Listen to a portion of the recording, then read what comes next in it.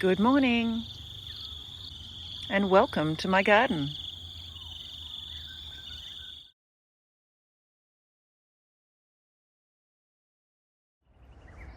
I've been using the soil I dig out from those potatoes to build up around these potatoes. These are Dutch cream potatoes. They've come on a little bit later than the other ones, so it'll be good. My harvest will be well staggered. So building up around them, because they are also indeterminate potatoes, meaning they will keep growing higher and keep producing potatoes along the stem. These potatoes are looking like they're ready for some more compost around the stems. So I got some more sugarcane mulch. Then I'm lifting the garden edge up and I discover there's a lot of ants nesting in the bottom of the garden bed. I don't know if that's going to create a problem. We will have to observe for that when we harvest potatoes, and I'll have to take note if any of the potatoes have been damaged by the ants. You can see their white eggs that they're carrying around protecting. They don't bite very hard. It's not pleasant though. So by lifting the garden edging, I have something to support the extra mulch that I'm putting in. These potatoes I have growing here. I have watered them a little bit more regularly. And now with this big drop of rain we've had in the last day, I think we had 80 mils over the last 3 days. As of this week, we have our first day in the high 20s degrees Celsius. So the weather is going to be very different. So we'll see if these grow the same in different type of climate or whether they really need to be grown in cooler climate. So these potatoes here, the plants have died off. They are ready for harvesting, but I won't touch them just yet because of these plants still growing. It has been a lesson to me in not succession planting without considering what I'm planting beside and what else is going to happen in that space. It's time to pick some potatoes. I didn't really have a plan about how long I was going to leave these ones here in the ground. However, it rained last night and the forecast says there's more rain coming today and tomorrow. That rain may contribute to the potatoes in the ground here rotting. So I'm going to dig them out today. Now I really only need to harvest the ones over here that have completely died off. These ones have still got some life in them here, so they'll still be feeding their potatoes. However, this one's just about finished. So that one I'll harvest, and this one's looking sad. So it might just be easy for me to pick this whole garden bed. I've pulled the garden edging away from the potatoes here. You can see the various layers that I put down of sugarcane mulch and soil. I had to put the layers in to help stabilise it. You can see here where I've got the sugarcane mulch, the soil feels more stable, but over here where I've just got the soil, it's fallen away quite easily. I also figured that the sugarcane mulch would help to maintain the moisture in the garden bed. Okay, so I've been harvesting here and it's a pathetic harvest, not even worth showing you the 3 potatoes I got.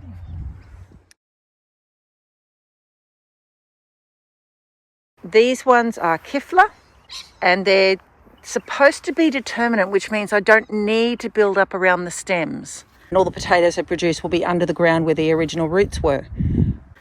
But I kind of feel like I should, because they're growing such tall stems. This morning I put some more sugarcane mulch around them because they're so tall I was concerned that they were going to break their stems. That's from my wrist to my elbow. And putting the mulch around, it'll definitely help keep the garden moist. And if they do grow up the stem, well, then they've got some mulch around the stem to grow potatoes on. We've got some Kipfler potatoes there. I noticed that the Kipfler potatoes are a lighter colour leaf than these ones, which were a red potato, a Desiree. I'm curious to see whether that's a nutrition thing or just a different variety. And the shape of the leaf's a little bit different too.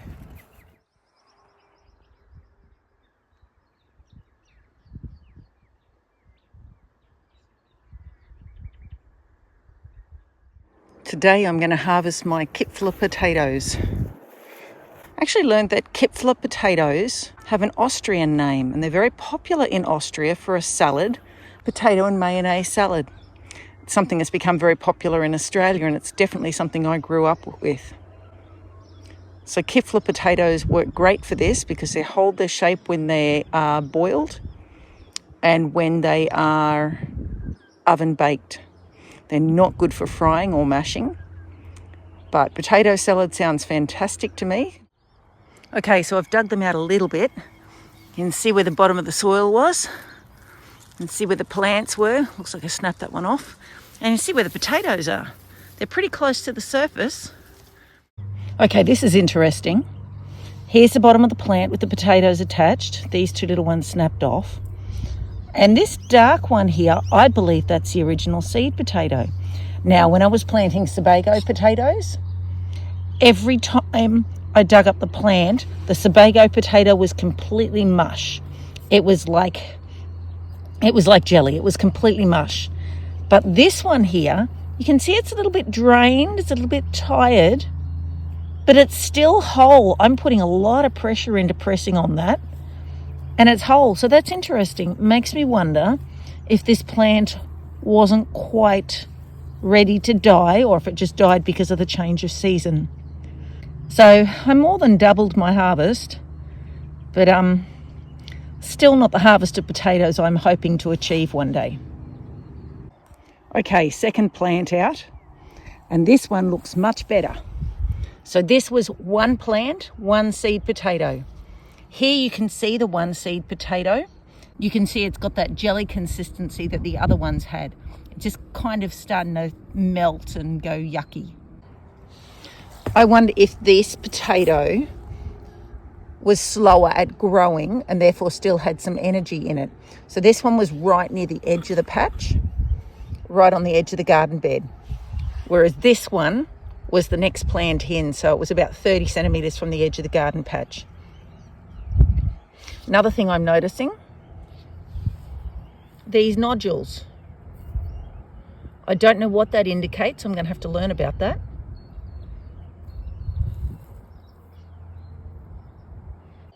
So this is my harvest of 4 plants of Kipfler potatoes.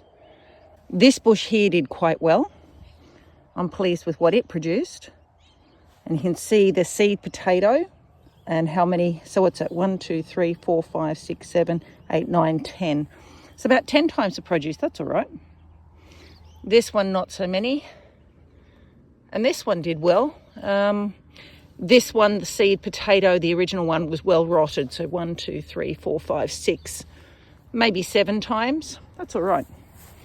And this is 1, 2, 3, maybe 4 times.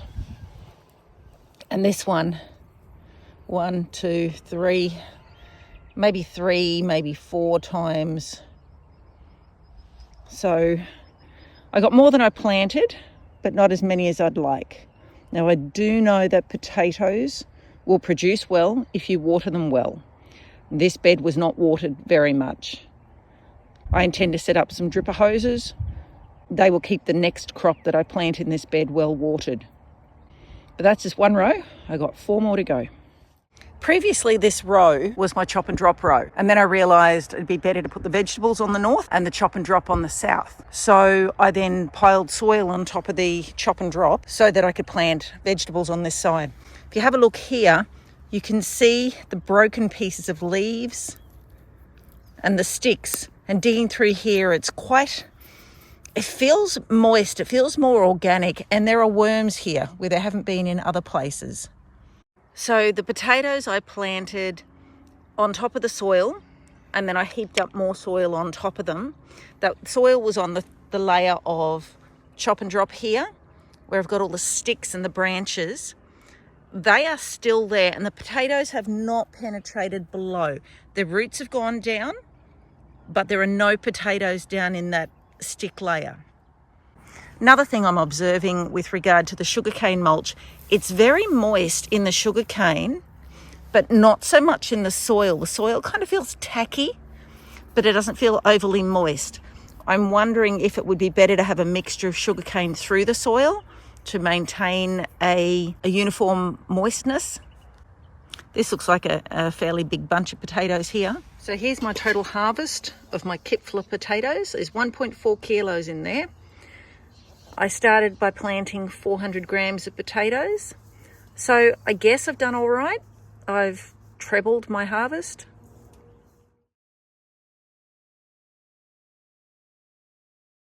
I forgot that I should expect some red potatoes along here. I think these are Desiree. The one I planted down here didn't do so well. There's not many there, but what I'm noticing here is that the potatoes are right on the surface.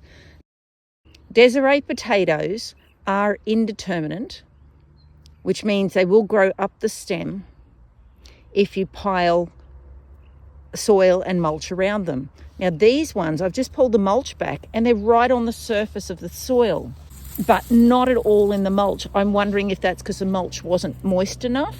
Maybe they need soil rather than just mulch around their stems. I do believe that water could be a big factor in it, because I know I didn't water this patch very much at all. But that's interesting. I can actually see the potatoes up above the soil level. I'm also wondering if they'd grow more up the stem if it was soil and not mulch. So I was talking with someone the other day and they were saying, well, the potatoes haven't flowered, so they're not ready for harvest. Sorry, that was a parsnip leaf. But the stem is dying off. So for me, that suggests that that's time up. And as I look down the stem, there's no inclination here of there being any more potatoes growing along the stem. So I think that them dying off without having flowered is okay. And I got a few Desiree potatoes too. This is pretty pathetic. This is from 4 plants. So I got my money back, I guess. But it wasn't worth the time that the veggie garden was occupied. I will try them again